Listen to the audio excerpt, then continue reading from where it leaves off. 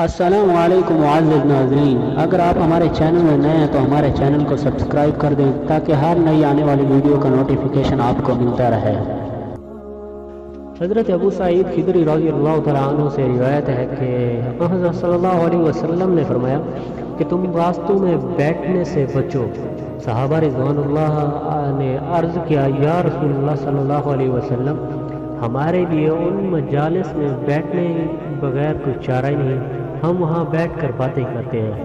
رسول صلی اللہ علیہ وسلم نے ارشاد فرمایا، اگر تم نے وہاں بیٹھنا ہی ہے تو تم راستے کو اس کا حق دو۔ صحابہ رضوان اللہ علیہ نے کہا، یا رسول اللہ صلی اللہ علیہ وسلم، راستے کا حق کیا ہے؟ تو آپ صلی اللہ علیہ وسلم نے ارشاد فرمایا، نگاہوں کا پست رکھنا، تکلیف دہ چیز راستے سے ہٹانا، دوسروں کو تکلیف دینے سے ہاتھ کو روکنا، سلام کا جواب دینا، نیکی کی تلقین کرنا اور برائی سے روکنا ہے۔